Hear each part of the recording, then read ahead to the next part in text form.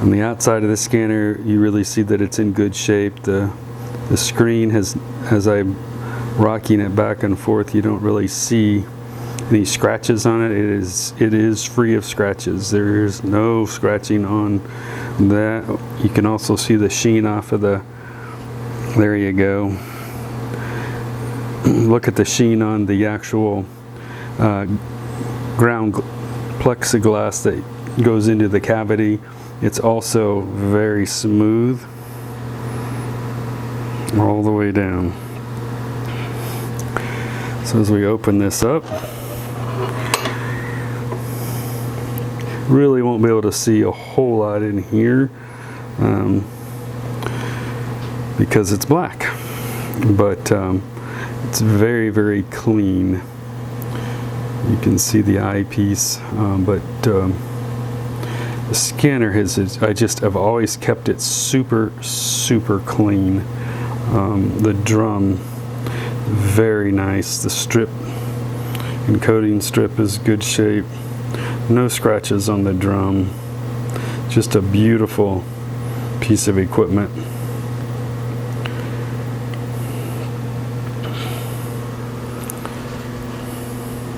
You can look at the shell of the unit is just immaculate. It's much nicer than the one I currently own. You can look at the VAA board, the video board. It's just everything about this scanner is just super, super clean. And quiet.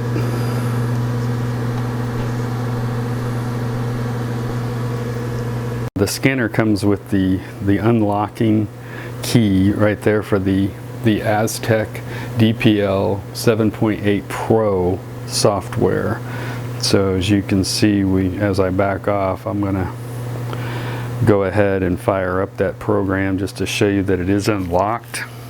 Version 7.8. This is a 32-bit operating software, so it does have some limitations, but really nothing significant, nothing major. So basically, once you bring it in and decide on your preview area, and just press preview, we'll go in and start doing the rest.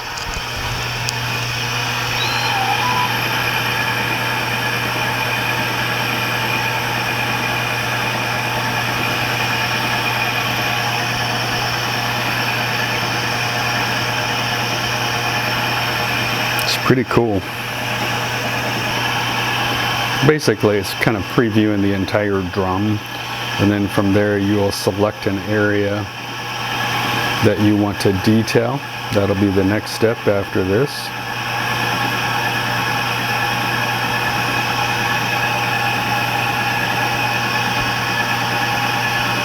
I'm going to go ahead and fast forward it through the rest of the drum.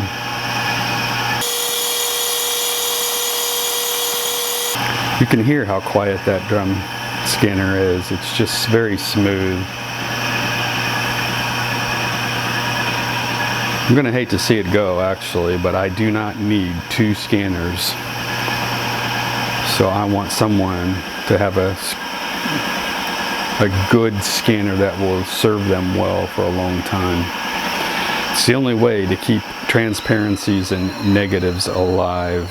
The next step is basically, once we've chosen our pre-scan, then we will come over here and we'll do a detail of it. So we select an area we want detailed first. We choose about that much should be good. Then we just press detail. A new screen will pop up over here. And you should see just this area here in the new screen.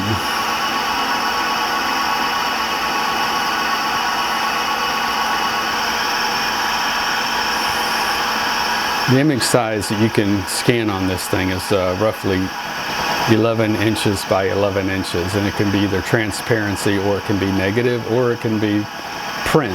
You can actually scan reflective material like photographs. I've never done it, probably never will. There's always other scanners available that would be able to do that quite well. I am primarily keeping the scanner, keeping this type of scanner, a drum scanner. I am keeping a drum scanner for the fact that I want to gain access to all of my thousands and thousands of negatives and transparencies that I have photographed throughout my life. And so this is a must to have a good running drum scanner. If you want the ultimate scan you will ever get, you're going to want to use a drum scanner. There's nothing else out there that compares. So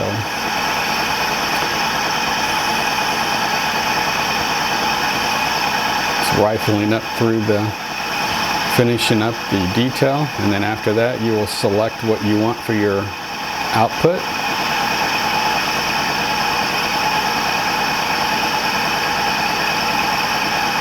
I'm not really going to show you a lot of details about this digital photo lab. I am not very good at running it myself. I'm still learning many aspects of it. So Evan is the guy who definitely knows how this software runs, and he's very good.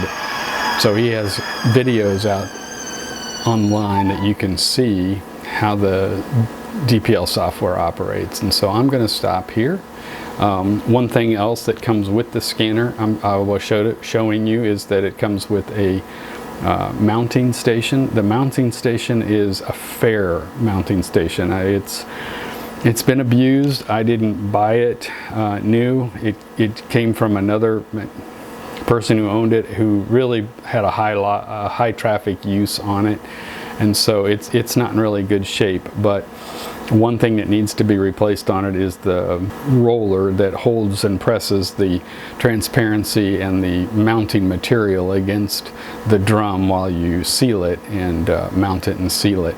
So that roller, I have the information necessary to get a brand new one from the company who is designed and specified by Howtek to actually make the roller of the right material. It's on file, ready to go. It's going to cost you $223 to have it mailed to you, but it's available. So, okay, what we have here is a Howtek 4500 scanner, and it is operating.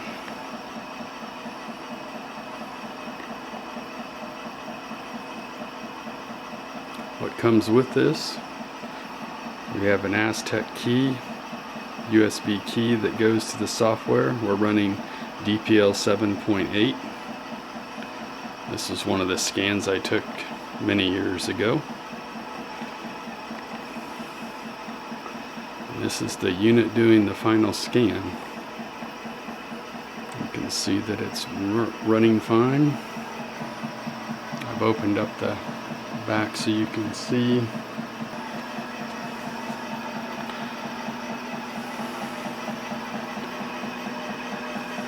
See that the lamp is on.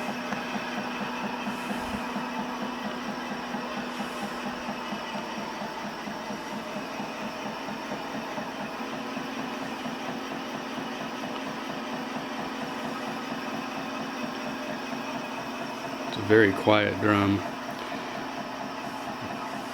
The actual unit itself is just super clean. This is in mint condition all the way around.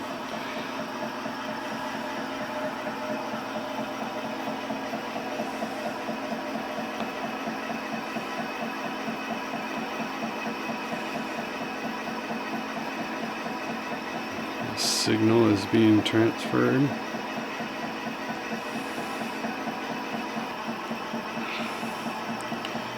It's in just beautiful condition.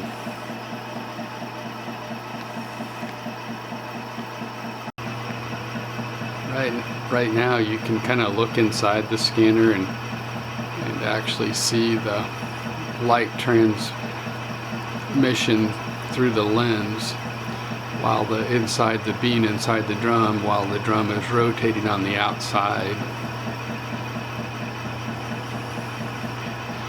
You can just really hear how smooth it really is.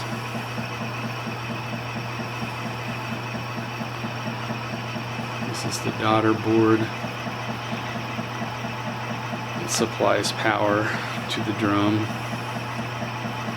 The signal light that's telling you that it's receiving the information. You can look and say, I don't know if you can see just how clean the board is. I've taken great care of cleaning this machine, making it back to brand new basically. Very clean on the inside and out. I kind of hate to see this one go. This was my second machine I ever owned. The first one fell off a conveyor belt being sent to Howtek for repair. Actually at the time Howtek. And it slammed onto the tarmac and destroyed. So I bought another one from Howtek. They sent this one out as a refurbished unit with low miles on it. And it had very little wrong with it. Once I unpacked it, got it up and running, there were a couple of minor things during shipment that came loose, some of the cabling. Once I put those back on, fired right up, and it's been a really good piece. So for all the years I've owned it, I have taken very good care of this baby. I've only had probably about 300 scans of my own through it. I don't know how many it had prior to my owning of it, but just by the looks of it, it was minimally used. Okay, so here's the image that we just finished scanning. So as you can see, this is a RB67 negative, so it's a 6x7 centimeter negative or transparency. And if you look, I'm going to zoom in on it tightly. The color of the transparency is just as good as the original. This isn't a superb shot, but it does have a filter on the camera when I shot this. But I'm going to zoom up in this area of the butterfly so you can see the detail that this scanner is capable of doing. So this is a picture close-up, and you can begin to see the grain structure.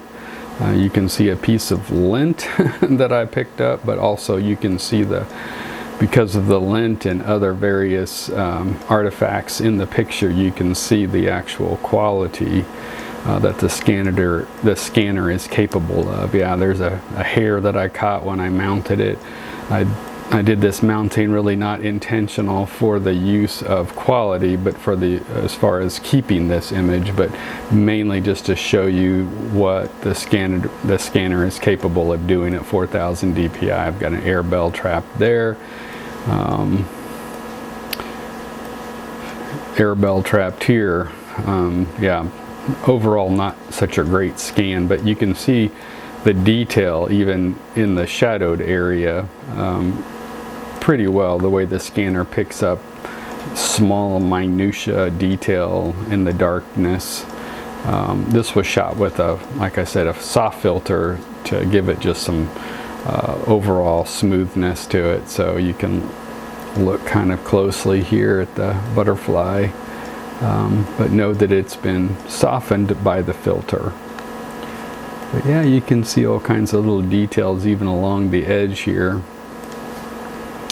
of the butterfly. The wing has got a little bit of detail in it. So overall, I'm very happy with how this scanner has served me through the years. It stopped working about 2 years, 3 years ago, and so it has sat in my darkroom for that period of time unused. And so I wanted to perform a preventative maintenance on this scanner, and so I went ahead and just saved my money so that Evan from Howtek could take a look at it. And so I finally got the money saved up enough to do it, and he graciously was expecting me to bring this scanner, and then he ran into another scanner that he refurbished, and he said, hey, you know what, maybe instead of fixing your scanner, maybe you should just come by and pick this one up.